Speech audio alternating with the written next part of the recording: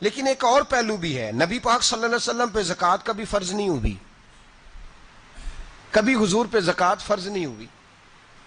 نبی پاک صلی اللہ علیہ وسلم کے پاس اتنا سرمایہ کبھی اکٹھا ہوا ہی نہیں کہ زکوٰۃ فرض ہو، لیکن نبی پاک کے صحابہ فرماتے ہیں کہ مدینے کے 10 سالوں میں اللہ کے رسول نے ہر سال قربانی فرمائی ہے، ہر سال قربانی دی، اور جس سال حضور حج کرنے گئے اس سال اللہ کے نبی نے 63 اونٹ ذبح فرمائے، اور حضور صلی اللہ علیہ وسلم جب اونٹ ذبح کرنے لگتے نا تو صحابہ کہتے ہیں اونٹ خود دوڑ کے حضور کے سامنے آ کے لیٹ جاتا، اور نبی پاک اسے ذبح کرتے اور فرماتے ہیں ایک دوسرے کو دھکے دیتے اونٹ کے، پہلے میں نے جانا ہے ذبح ہونے کے لیے، پہلے میں نے، انہیں پتا تھا کہ جو مصطفیٰ کے ہاتھوں ذبح ہوگا وہ تو دائمی زندگی پا جائے گا، یہاں بھی وہاں بھی زندہ۔ 63 اونٹ ذبح کیے، ایک اونٹ میں کتنی قربانیاں ہوتی ہیں؟ 7۔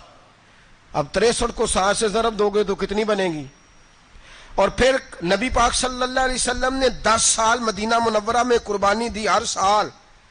اب وہ 63 اونٹ، ایک اونٹ میں 7 قربانیاں، ہر سال یہاں قربانی، اور مولا علی شیر خدا فرماتے ہیں نبی پاک 2 قربانیاں دیتے۔ میں نے کہا حضور 2 جانور ذبح کر رہے ہیں آپ، تو حضور نے فرمایا ایک میری طرف سے، ایک میری امت کی طرف سے، غریبوں کی طرف سے۔ اور حضرت علی کو حضور نے وصیت فرمائی تو 2 دیا کرے گا۔ یا رسول اللہ صلی اللہ علیہ وسلم میں غلام ہوں، خادم ہوں۔ حضور نے فرمایا علی ایک تو نے اپنی دینی ہے، ایک میری طرف سے دینی ہے۔ 2 قربانیاں۔ مولا علی نے بھی ساری زندگی 2 قربانیاں دی۔ حضرت علی بھی مال کے نصاب نہیں تھے، اپنا مکان ہی نہیں تھا، کوئی کاروبار نہیں تھا، کئی دن فاقے رہتے تھے، پر قربانیاں کتنی دیتے تھے؟ 2۔ ہمارے پاس ویسے اگر سسرال میں، میکے میں، کزنوں میں کچھ شادی ہو جائے تو 50-60 ہزار کا خرچہ برابر ہے، وہ پکا ہے۔ اور قربانی کی باری غریب ہو گئے، سارے ہی غریب ہو گئے، کہتے نہیں یہاں مشکل ہے۔ او خدا کے بندے، اللہ کے ساتھ تجارت کر، اس کے رستے میں 1 دے گا، رب تجھے 70 گنا اضافہ کے ساتھ عطا فرمائے گا۔ قربانی مال کے نصاب پہ ہے۔ کوشش کیا کریں کہ اللہ کے رستے میں جب دینا ہو پھر لیت اللہ سے بچیں، خوبصورت جانور لائیں۔ جن کو اللہ نے توفیق دی ہے ان کے لیے نصیحت ہے، جن کو اللہ نے توفیق دی۔ میں نے اپنے حضرت صاحب کو دیکھا ہے، وہ کہتے تھے کئی جانور اللہ نے بڑا نوازا ہے، کہتے ایک میرا ہے، ایک میرے ماں کا، ایک میرے باپ کا ہے، ایک میرے فلاں استاد صاحب کا، ایک میرے پیر صاحب کا ہے۔ یہ جانور غوث اعظم جیلانی کا نام کا دے رہا ہوں۔ اور پھر ایک بڑا خوبصورت جانور بندھا ہوتا اور حضرت خود ان کو چارہ ڈال رہے ہوتے، تو حضور یہ کیا ہے؟ فرمانے لگے یہ میں رسول اللہ کے نام پہ قربان کروں گا، یہ نبی پاک کے نام پر قربان کیا جائے گا۔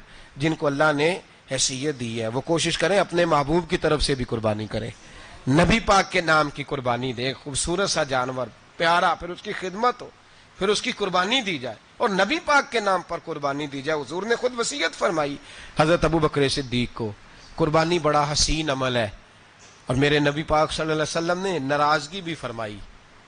ذرا خوگر حمد سے تھوڑا سا گلا بھی سن لے، میرے حبیب نے فرمایا جو طاقت کے باوجود قربانی نہ کرے وہ ہماری عیدگاہ میں عید کی نماز پڑھنے نہ آئے، وہ نہ آئے۔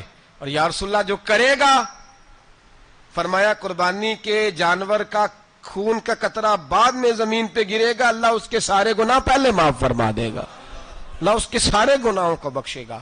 قربانی کریں، خوبصورت انداز میں کریں، اللہ کی رضا کے لیے۔ بزرگوں نے لکھا ہے 3 حصے کرو گوشت کے، ایک گھر میں رکھو، ایک رشتہ داروں میں بانٹو، پڑوسیوں میں بانٹو، اور تیسرا فقط غریبوں کو دو۔ لیکن میں اکثر یہ سوچتا ہوں کہ ہمارے ہاں قربانی کرتا ہی وہ ہے جن کے گھر میں ہر جمعرات کو چھوٹا گوشت پکتا ہے، اور جن کے گھر میں ہفتے میں 3 دفعہ مرغی کا گوشت پکتا ہے، وہی تو قربانی دینے کے قابل ہوتے ہیں۔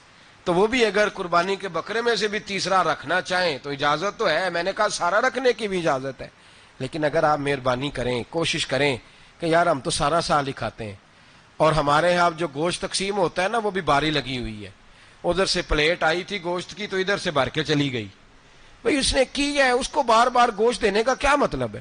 آپ یہ دیکھیں عزیزوں میں، رشتہ داروں میں، اور میں اگر تھوڑا سا آپ کی توجہ کرانے میں کامیاب ہو جاؤں تو سفید پوش لوگوں کو دیکھیں، کچھ سفید پوش ہیں، سفید پوش جن کے اوپر قرضے ہیں، بیماریوں نے جکڑ لیا ہے، گھر میں بڑے بڑے سخت مریض آ گئے ہیں، سفید پوش پہلے دیا کرتے تھے۔ آپ ان سے پوچھتے ہیں صاحب قربانی، تو بات کو ٹالتے ہیں، وہ کہتے ہیں سوچ رہا ہوں کوئی حصہ ڈال جائے، پردہ پوشی کرتے ہیں، کہتے ہیں کہیں حصہ رکھا ہوا ہے، پردہ پوش۔